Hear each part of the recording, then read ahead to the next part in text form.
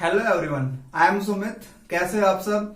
तो आज का हमारा पॉइंट है वो है कैंसर। इससे पहले हम जो कर चुके हैं वो था एड्स यानी कि एक्वायर्ड इम्यूनोडेफिशिएंसी सिंड्रोम और उसके कॉज, उसको प्रिवेंट कैसे कर सकते हैं और उससे क्या उसका डायग्नोस होता है। तो ये हमने लास्ट वीडियो में किया था। और अब नेक्स्ट पॉइंट हमारा है कैंसर। तो कैंसर क्या होता है? तो कैंसर अगर हम नंबर में जाएं तो कैंसर एक बहुत बड़ी डिजीज है और डेंजरस डिजीज है। ठीक है, यानी कि इसका नाम से ही एक हमसे डर लगता है कि कैंसर है। और अगर जो कैंसर पे बात करें तो हर साल 2 करोड़ नए केस आते हैं कैंसर के। अगर हम इंडिया की बात करें तो इंडिया में हर साल 15 लाख नए कैंसर के पेशेंट जो वो सामने आते हैं। इसका इलाज भी है, पर कई बार अगर यहाँ पर सीरियस कंडीशन हो जाए तो डेथ भी हो सकती है। तो कैंसर होता क्या है? अगर हम बात करें कि कैंसर क्या है, तो कैंसर एक किस्म से कोई डिजीज नहीं है, यानी कि हमारी जो बॉडी है वो एक्स्ट्रा वर्क करती है। ठीक है, यानी कि जितना करना चाहिए उससे ज्यादा करना स्टार्ट कर देती है। ठीक है, जिसे हम क्या बोलते हैं? अनकंट्रोल। ठीक है, यानी कि अब कोई इनिबिट करने वाला नहीं है काम को, या फिर कोई शुरू करने वाला नहीं है, इनिशिएटर नहीं है। तो जो काम चल रहा है वो कंटिन्यूसली चलता रहता है। अगर हम डेफिनेशन पे बात जाए तो कैंसर है क्या? तो cancer is uncontrolled and abnormal growth of body cell. यानी कि जो भी हमारी कैंसर है वो उसमें क्या हो, मेनली अनकंट्रोल्ड। अनकंट्रोल मतलब क्या होगा? यानी कि कंट्रोल से बाहर, ये नहीं पता कितना और कहां तक। और एबनॉर्मल यानी कि साइज है जो वो छोटा है या फिर बड़ा है, यानी कि नॉर्मल नहीं है, जितना भी होना चाहिए ना वो नहीं है। ठीक है, ये क्या होता है? ये किस पे बेस है? Inhibition, contact inhibition property. नाम में ही मीनिंग छुपा है। कॉन्टैक्ट का मतलब क्या होता है? यानी कि साइड में अगर बात करें, अगर यहां पर कोई सेल बनाए, सेल ड्रॉ करें, तो ये इन दोनों के कॉन्टैक्ट में है। ठीक है, इनिबिशन मतलब क्या होगा? यानी कि रोकते हैं। प्रॉपर्टी यानी कि क्या होगा? ये सेल जब इसकी ग्रोथ होगी तो इतनी ही बनेगी, इससे ज्यादा नहीं बनेगी, क्योंकि इसे पता है साइड में और सेल हैं। ठीक है, अगर ये कॉन्टैक्ट इनिबिशन प्रॉपर्टी लॉस्ट हो जाती है तो ये सेल इनसे ज्यादा बड़ी हो जाएगी और फिर इनको इफेक्ट कर रही है। ये होता है कॉन्टैक्ट इनिबिशन प्रॉपर्टी। ठीक है, ये मेन बात यहां पे आएगी। इसके बाद नेक्स्ट है अनडिफरेंशिएशन, यानी कि हम डिफरेंशिएट नहीं कर पाते भी कौन सा पार्ट क्या है। ठीक है, ऐसे आइडेंटिफाई नहीं कर पाएंगे। जैसे कि बात करें कि जैसे हम लीवर की बात करें तो लीवर की इस तरह से डायग्राम आता है तो हम अच्छे से बता देते हैं, या फिर ये पेनक्रियाज इस तरह का डायग्राम आता है तो हम बता देते हैं कि ये पेनक्रियाज है या फिर ये लीवर है। तो इसे हम डिफरेंशिएट कर पा रहे हैं। पर ग्रोथ इस तरीके हो जाती है, ये इस तरीके से ग्रोथ हो जाएगी, आपको पता लगेगा ये क्या है। ठीक है, उसे बोलते हैं हम अनडिफरेंशिएटेड। फिर है they invade and destroy surrounding tissue. अब ये बात कहां से आएगी? ये इसी कॉन्टैक्ट से हुई है। कॉन्टैक्ट इनिबिशन है, जो प्रॉपर्टी लॉस्ट होगी तो दूसरे सेल्स को क्या करेगी? इन्वेड करेगी। इन्वेड मतलब क्या होता है? घुसपैठ करना, यानी कि किसी भी जबरन कब्जा करना। और डिस्ट्रॉय यानी कि इन्हें खत्म कर देते हैं, इन्हें एक किस्म से बिल्कुल समाप्त कर देते हैं। ठीक है, अब ये मेनली जो कैंसर है, यहां बात आती है। फिर एक और वर्ड होता है ट्यूमर। ट्यूमर का मतलब क्या होगा? वो यही से उसका मीनिंग आता है, the undifferentiated growth of cell is called tumour. ठीक है, क्या है? Undifferentiated growth of cells is called tumour. अब ट्यूमर दो तरीके के होते हैं। कौन से? एक बेनाइन ट्यूमर और एक होता है मैलिग्नेंट ट्यूमर। अब इनमें मेन डिफरेंस क्या है? जो बेनाइन ट्यूमर, इसे हम नॉन मैलिग्नेंट भी बोलते हैं। होता क्या है? ये नॉन कैंसरस है, यानी कि कैंसर में नहीं आता ये। हम मतलब कि ऐसा सोचते हैं, मतलब कि डेफिनेशन तो आती है कि अनकंट्रोल ग्रोथ हो रही है। ठीक है, पर इसे हम कैंसर क्यों नहीं मानते, इसको हम आगे पढ़ेंगे। ये क्या है? नॉन कैंसरस है। Do not spread in other parts. अगर बॉडी में कहीं एक जगह पर हो जाए तो दूसरी जगह पर ये नहीं फैलता। आपने अपने आसपास देखा होगा ना, कहीं पर कुछ आदमी देखे होंगे आपने जिनके बॉडी पर या फिर किसी पार्ट पर, अगर यहाँ बात करें तो एक एक्स्ट्रा ग्रोथ हो जाती है। ठीक है, बॉडी से बाहर निकल आती है ग्रोथ, इस तरीके से स्किन के अंदर ही है, बट वो उसे क्या बोलते हैं? हम ट्यूमर। ठीक है, पर वो वही है, वो दूसरी जगह पूरी बॉडी में नहीं फैलता। ठीक है, do not spread in the other parts. Body में ऐसा नहीं है कि अगर यहां हो गया तो बॉडी में कहीं और भी हो गया। ठीक है, फिर क्या है? लिमिटेड डैमेज, ये ज्यादा नुकसान नहीं पहुंचाता, ज्यादा हार्मफुल नहीं है। हार्म मतलब परेशान करता है, पर इतना ज्यादा नहीं है कि ये बिल्कुल डेथ को हो जाए इससे। स्लो ग्रोथ, बड़ी स्लो, टाइम लगता है, काफी साल लगते हैं ग्रोथ होने में। धीरे धीरे ये ट्यूमर का फॉर्मेशन होता है। नेक्स्ट है मैलिग्नेंट ट्यूमर। क्या होता है? ये रैपिडली ग्रो, इसका बिल्कुल उल्टा। इनका बिल्कुल उल्टा है। क्या है? Rapidly grow. ये स्लो ग्रो था, ये रैपिडली ग्रो था, एकदम से ग्रो हो जाएगा। शो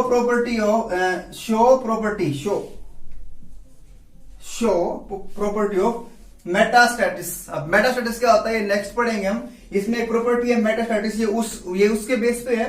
वेरी डेंजरस मतलब खतरनाक है, डेथ भी हो जाएगी अगर हम ट्रीटमेंट नहीं मिला। ठीक है, अब बात करते हैं मेटास्टैटिस क्या होता है। मेटास्टैटिस एक वो प्रॉपर्टी होती है बॉडी में जहां पर जो कैंसरस सेल है वो एक जगह से दूसरे पार्ट्स पर ट्रांसफर हो जाएंगे। ठीक है, किससे, बॉडी फ्लूइड से। और बॉडी फ्लूइड बॉडी में कौन सा है, ब्लड। ठीक है, तो प्रॉपर्टी क्या है, the property of cancerous cell to transfer from one place to another place in body by body fluid and start new tumour. यानी कि बॉडी में अगर लगा लो कि यहां अगर चेस्ट पे अगर बात करो, शोल्डर पे अगर मेरे को ट्यूमर है और वो मैलिग्नेंट है, तो वो क्या करेगा, अब बॉडी के साथ मिक्स होकर वो कैंसरस सेल बॉडी के किसी और पार्ट पर जाएंगी और फिर वहां पर क्या करेंगी, फिर नया ट्यूमर का फॉर्मेशन करेंगी। ठीक है, तो ये क्या होता है, मेनली कैंसर हमारे पास है। तो कैंसर में दो टाइप पढ़ेंगे हमने, एक है बेनाइन ट्यूमर और एक है मैलिग्नेंट ट्यूमर। ये बॉडी में अगर एक जगह कहीं होता है तो पूरी बॉडी में फैल जाता है, ये एक जगह होता है तो वहीं होता है। ये खतरनाक नहीं होता, ये खतरनाक होता है। ये स्लो ग्रोथ है, ये वेरी फास्ट ग्रोथ है। और मेटास्टेसिस के इस पे बेस है दोनों। मेटास्टेसिस का मतलब क्या होता है कि बॉडी में अगर एक जगह पर ट्यूमर है तो वो अदर पार्ट्स पर भी ट्रांसफर हो जाता है। नेक्स्ट हमारा पॉइंट है कॉजेज ऑफ कैंसर, यानी कि जो कैंसर है ये होता कैसे है।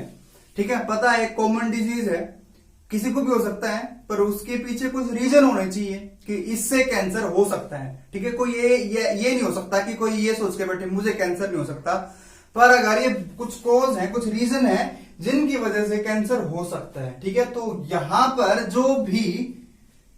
जो कोई भी कैंसर को कोज करता है, जो किसके पीछे रीजन है, उसे क्या बोलते हैं हम, कार्सिनोजेंस। ठीक है, कार्सिनो यानी कैंसर, जन मतलब यानी कि करने वाले। ठीक है, कैंसर करने वाले। तो यहां पर क्या है, मेनली 4 फैक्टर्स हैं, physical agent, chemical agent, biological agent और रेडिएशन। ठीक है, इन्हें क्या बोलते हैं हम, कार्सिनोजन। ठीक है, तो सबसे पहले पढ़ते हैं हम फिजिकल एजेंट्स कौन से होते हैं। तो फिजिकल एजेंट सबसे आसान है, क्या है, टोबैको यानी कि जो तंबाकू चबाते हैं, बैटल यानी कि सुपारी चबाते हैं। ठीक है, स्मोकिंग जो यानी कि सिगरेट पीते हैं, बीड़ी पीते हैं, स्मोक यानी कि जो धुआं होता है। ठीक है, ये मेनली क्या कोज करता है, ये फिजिकल कार्सिनोजेंस की ऐड करके बॉडी में कैंसर कोज करता है। अब ठीक है, कैसे करता है वो हम लास्ट में बताएंगे, सब के सब एजेंट कैसे कोज करते हैं। नेक्स्ट है केमिकल एजेंट्स। केमिकल एजेंट्स कौन से होते हैं, यूज ऑफ आर्टिफिशियल स्वीटनर, यानी कि हम जो अपनी फ्रूट्स में, वेजिटेबल्स में आर्टिफिशियल केमिकल्स डालते हैं ना, ठीक है, उनसे हो सकता है। अल्कोहल यानी कि जो शराब है उससे हो सकता है। डाई वर्क्स यानी कि जो भी कपड़ों पे डाई करते हैं ना, वो छोटे छोटे से बिल्कुल माइक्रो एलिमेंट्स होते हैं, वो कैंसर कोज कर सकते हैं। ठीक है, एक्सेस फैट डाइट्स यानी कि ज्यादा अमाउंट में हम फैट अगर कंज्यूम कर रहे हैं अपने खाने में। बीफ कंजप्शन यानी कि जो गाय और भैंस का जो मतलब कि मीट होता है उसे जो खाते हैं। और हार्मोनल इन्फ्लुएंस यानी कि हार्मोन्स की कंडीशन है जो वो भी कम ज्यादा हो जाती है, तो उसकी वजह से कैंसर होता है। तो हार्मोनल इन्फ्लुएंस के दो मैंने बताया है। वुमेन में क्या होता है, ब्रेस्ट कैंसर, और मैन में प्रोस्टेट कैंसर है। तो ये मेन किसके रीजन है, ये हार्मोनल इन्फ्लुएंस की वजह से जो केमिकल एजेंट के तहत काम करते हैं और फिर कैंसर कोज करते हैं। नेक्स्ट है रेडिएशन। रेडिएशन क्या होता है, यानी कि रेडिएशन आगे गिरती हैं और हमारे डीएनए के में सीक्वेंस चेंज करती हैं। और जब डीएनए सीक्वेंस चेंज होता है तो नया प्रोटीन बनता है, नया प्रोटीन बनता है तो नया काम होता है, उससे सेल की क्या हो जाती है, जो ग्रोथ है वो अनडिफरेंशिएटेड, अनकंट्रोल हो जाती है। ठीक है, कौन से X-rays, ultraviolet rays, nuclear bomb, gamma rays, तो ये सब क्या है, कुछ रेडिएशन हैं जिसकी वजह से हमारी बॉडी में कैंसर हो सकता है। अब सोच रहे हो कैंसर रेज, तो कैंसर ये जो एक्सरेज है जो, ये तो हम नॉर्मल भी एक्सरे करवाते हैं अपना, तो वहां पर है जो, ये क्यों नहीं हमें कैंसर कोज कर रही। यूवी रेज है जो, ये भी तो सन से आ रही है, ठीक है, ये हमें कैंसर कोज क्यों नहीं कर रही। तो बेटा यहां पर फर्क पड़ता है फ्रीक्वेंसी का, कि किस फ्रीक्वेंसी के साथ है जो वो बॉडी पर अटैक कर रही है। ठीक है, हाई फ्रीक्वेंसी के साथ है तो कैंसर कोज होगा, पर जब अपना एक्सरे करवाते हैं, ठीक है, डॉक्टर के पास, तो वो लो फ्रीक्वेंसी की होती है, इसलिए वो कैंसरस नहीं होती। नेक्स्ट है बायोलॉजिकल एजेंट्स। तो बायोलॉजिकल एजेंट्स में क्या है, मेनली पैरासाइट्स, जो एक पैरासाइट्स है वो है सिस्टोसोमा। ठीक है, ये कौन डिजीज करता है, सिस्टोसोमेसिस है, जो इससे क्या होता है, कैंसर होता है, ये एक पैरासाइट है। ठीक है, फिर कुछ वायरस हैं जिन्हें हम क्या बोलते हैं, ओंकोजेनिक वायरस। ओंकोजेनिक वायरस मतलब कि कैंसर कोजिंग वायरस को क्या बोलते हैं हम, ओंकोजेनिक वायरस। तो कौन से हैं, ये है हेपेटाइटिस बी, हेपेटाइटिस सी, या फिर एचपीवी यानी कि ह्यूमन पैपिलोमा वायरस। ठीक है, जो क्या कोज करता है, मेनली ये कोज करता है सर्वाइकल कैंसर। ठीक है, जो यहाँ पर हमारा सर्वाइकल जो हड्डी होती है ना हमारी बैकबोन में, वहां पर कैंसर कोज करता है। ठीक है, अब बात आती है एक नया पॉइंट, वो प्रोटोऑन्कोजीन। ये क्या होता है, इसको ध्यान से सुनना। प्रोटोऑन्कोजीन हमारी सेल के अंदर प्रेजेंट होता है। इसका मेन काम क्या होता है प्रोटोऑन्कोजीन का, ये मतलब कि ये देखता है कि कब किस सेल की कहां कितनी जरूरत है। आपको पता होगा सेल जो कुछ टाइम बाद उसकी डेथ हो जाती है, उसकी जगह नए सेल बनते हैं और रिप्लेस करते हैं उसे। तो नए सेल बन रहे हैं और जिनकी डेथ हो रही है उसको कौन कंट्रोल कर रहा है, वो है प्रोटोऑन्कोजीन। ठीक है, इसको बोलते हैं हम प्रोटोऑन्कोजीन। ठीक है, प्रोटोऑन्कोजीन ये क्या करता है, ये मेनली कंट्रोल करता है, इनिबिट और इनिशिएट करता है सेल के फॉर्मेशन को। पर जैसे ही प्रोटोऑन्कोजीन पर इन एजेंट्स में से केमिकल, बायोलॉजिकल या फिर फिजिकल, रेडिएशन, इनमें से कोई भी इस पर अटैक करता है तो ये एक्टिवेटेड हो जाता है। ठीक है, एक स्विच ऑन हो गया इसका, और ये अब क्या करता है, अब ये प्रोटोऑन्कोजीन के बजाय क्या बन गया, ओंकोजीन। ठीक है, ओंकोजीन बन गया। अब क्या हो गया, अब ये अनकंट्रोल ग्रोथ कर रहा है सेल की, उसे रोक नहीं रहा है। सेल बन तो रहे हैं पर ये नहीं पता कि कितने बनने हैं। तो पता है ना, जैसे बताया था वहां पर कॉन्टेक्ट इनिबिटर प्रॉपर्टी लॉस हो जाती है। तो प्रोटोऑन्कोजीन है जो अब ये ओंकोजीन के तहत काम कर रहा है, और अब ये अनकंट्रोल ग्रोथ कर रहा है सेल्स की, जिसकी वजह से अनडिफरेंशिएटेड एबनॉर्मल ग्रोथ होगी, किसकी, टिश्यूज की और सेल्स की, जिसे हम क्या कहते हैं, हम कैंसर कहते हैं। तो ये मेनली कुछ रीजन है, और सारे के सारे एक्ट करते हैं प्रोटोऑन्कोजीन पर। ठीक है, और रेडिएशन कभी कभी डायरेक्ट हमारे डीएनए पर भी अटैक कर सकता है, पर मैक्सिमम केस में ओंकोजीन को ही, ये प्रोटोऑन्कोजीन को एक्टिवेट करता है, और फिर एक्टिवेटेड प्रोटोऑन्कोजीन ओंकोजीन कहलाता है, और फिर वो कैंसर कोज करता है, अनकंट्रोल ग्रोथ करता है सेल्स की। नेक्स्ट पॉइंट हमारा है डायग्नोसिस ऑफ कैंसर, यानी कि अगर कैंसर हो जाए तो पता कैसे लगाएं कि कैंसर है, यानी कि आइडेंटिफाई करेंगे हम यहाँ पर डिजीज के। तो यहाँ पर बहुत सारे हमारे पास मेथड है। तो सबसे पहला है बायोप्सी। ये एक ट्रेडिशनल मेथड है, यानी कि जो सालों साल बहुत पहले यूज करते थे। इसमें क्या करते हैं, अगर कहीं पर भी लगा लो कि यहां पर कुछ अनकंट्रोल ग्रोथ हो रही है, तो उस पार्ट से सस्पेक्टेड ऑर्गन से हम थोड़ा सा टिश्यू निकालेंगे, और टिश्यू निकाल के उसे स्टेन करेंगे। स्टेन क्यों, क्या मतलब कि उसको कलर प्रोवाइड किया था कि हम जब उसे सुपरविजन में अपने उसको एग्जामिन करें तो अच्छे से पता लग जाए कि कौन सा ऑर्गन में क्या कहां है। ठीक है, उसे क्या बोलते हैं, हम स्टेन करते हैं, उसे कलर प्रोवाइड कराते हैं, फिर उसे माइक्रोस्कोप के अंदर देखते हैं। ठीक है, तो क्या बायोप्सी क्या होता है, a piece of suspected tissue is cut, यानी कि सस्पेक्टेड टिश्यू का मतलब क्या होगा, यानी कि जहां पर हमें लगता है कि यहां पर ट्यूमर है, वहां से हमने एक छोटा सा टुकड़ा लिया, उसे क्या क्या स्टेन किया, यानी कि उसे कलर प्रोवाइड किया डाइज वगैरह से, स्टेन से, और एग्जामिन अंडर द माइक्रोस्कोप। और माइक्रोस्कोप से क्या देखा, फिर उसे देखा कि क्या उसकी ग्रोथ नॉर्मल है या फिर अनकंट्रोल्ड ग्रोथ हो रही है सेल्स की। इसे क्या बोलते हैं, इसे बोलते हैं हिस्टोपैथोलॉजी।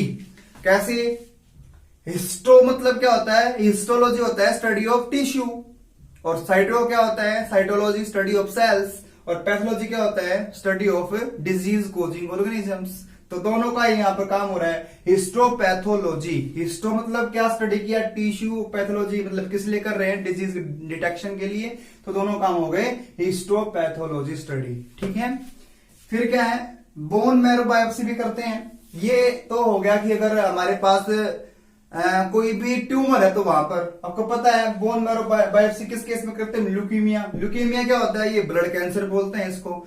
ये क्यों करते हैं, इसके क्या होता है, हमारी बॉडी में जो ब्लड कैंसर है, अब जो हमारी आरबीसी डब्ल्यूबीसी है उनमें अनकंट्रोल्ड ग्रोथ होती है, तो इसलिए क्या करते हैं, अपना काउंट ऑफ डब्ल्यूबीसी। तो डब्ल्यूबीसी जो काउंट है वो बहुत ज्यादा बढ़ जाती है हमारी ब्लड में। तो क्या करेंगे हम, बोन मैरो से, यानी कि जहां पर ये बनते हैं वहीं से कोई पार्ट लेंगे, फिर उसे स्टडी करेंगे। ठीक है, फिर detection of cancer in genital. तो जेनिटल मतलब क्या होता है कि कई बार जो यूरोजेनिटल पोर्शन होता है मेल फीमेल में, वहां के कैंसर को आइडेंटिफाई करने के लिए भी हम क्या करते हैं, वहां बायोप्सी करते हैं। तो सर्विक्स कैंसर है जो, यह एक कैंसर है जिसमें हम इस तरीके का ये जो मेथड हम वो करते हैं।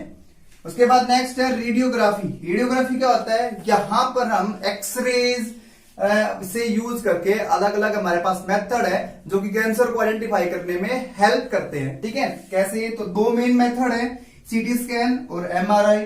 सीटी स्कैन का मतलब क्या होता है, कंप्यूटेड टोमोग्राफी, कंप्यूटेड टोमोग्राफी। और एमआरआई क्या होता है, मैग्नेटिक रेजोनेंस इमेजिंग। दोनों में ही क्या करते हैं, देखो सीटी स्कैन और एमआरआई में जो सीटी स्कैन है ये बेस्ट है, ये ज्यादा अच्छी इमेज प्रोवाइड करता है। सीटी स्कैन जब ये शुरू में आया था जब बहुत अच्छा था, पर ये एमआरआई से एडवांस टेक्नोलॉजी है, तो दोनों ही हम यूज कर लेते हैं।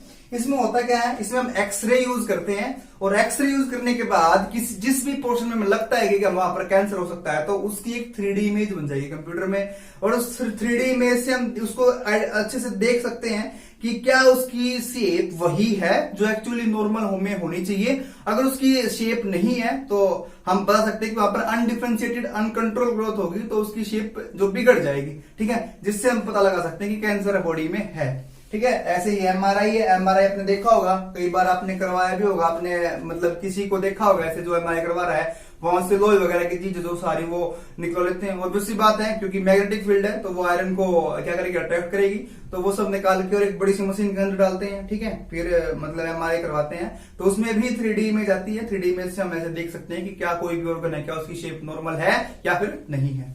ठीक है, उसके बाद है एंटीबॉडी आइडेंटिफिकेशन भी कर लेते हैं।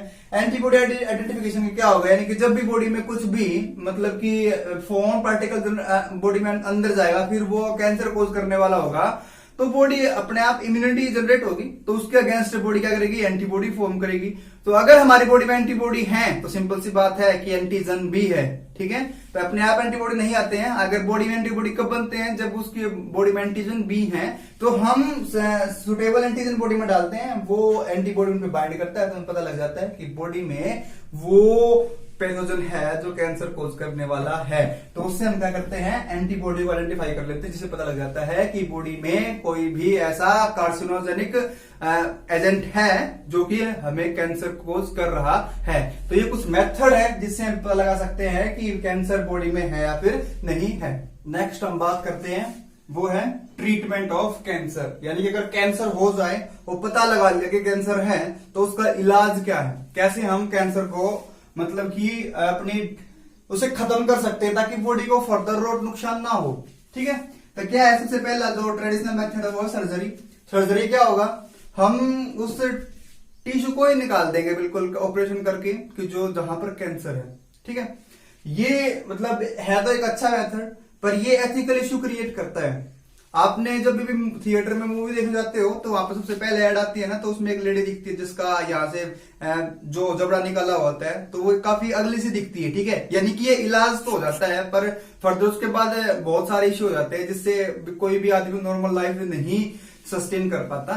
ठीक है, तो ये है सर्जरी। सेकंड है रेडिएशन थेरेपी, जिसे हम रेडियोथेरेपी भी बोलते हैं। तो इसमें क्या होता है, it involve exposure of cancer tissue of body to X-rays. ये क्या है, लीथल रेडिएशन होता है। इसमें क्या होता है, आप देखो, लगा लो कि मेरे अगर यहाँ इस पोर्शन पर, इतने पोर्शन पर अगर कैंसर है, तो मेरे पूरे के पूरे शरीर को है जो वो कवर कर दिया जाएगा। ठीक है, और सिर्फ वही पोर्शन है जो उसे ही खुला रखा जाएगा। फिर वहां पर लीथल रेडिएशन यानी कि एक्सरेज की बारिश की जाएगी। ठीक है, उसके बाद ये जो लीथल रेडिएशन यानी कि जो लीथल मतलब क्या होता है, हानिकारक, खतरनाक, वो क्या करेंगी, जो भी कैंसरस सेल है उन पर जाकर अटैक करेंगे और उन्हें किल करना स्टार्ट कर देती हैं। ठीक है, ये होता है रेडिएशन थेरेपी। समझ में आ गई बात। बाकी सारा का सारा बॉडी को क्या किया जाता है, कवर किया जाता है, सिर्फ उसी बॉडी को एक्सपोज किया जाता है, उस बॉडी पार्ट को जहां पर कैंसर है, फिर वहां पर लीथल रेडिएशन किया जाता है। उससे क्या हो जाएंगी, डिस्ट्रॉय हो जाएगी सारी कैंसर सेल्स। नेक्स्ट है कीमोथेरेपी। ये सबसे ज्यादा यूज किया जाता है। कीमोथेरेपी में क्या करते हैं, यहां पर हम मेडिसिन देते हैं, दवाई देते हैं। ठीक है, और क्या करेंगे, administration of anti cancerous drug, ठीक है। ड्रग देंगे उससे क्या होगा, वो बॉडी में आके फिर क्या करेंगी, सेल्स की डिवीजन को रोक देंगे। सेल डिवीजन को कैसे रोकेंगे, इसका सबसे पहला काम क्या है, इनहिबिट सेल डिवीजन। और कौन सी सेल डिवीजन रोकेंगी, किन सेल्स को, जो कैंसरस सेल है, नॉर्मल सेल को नहीं, क्योंकि ये स्पेसिफिक ड्रग होती है, वही अटैक करती जाने जाना होता है। तो ये क्या करेंगी, ये दो काम करेंगी, या तो सेल डिवीजन को रोक देंगी।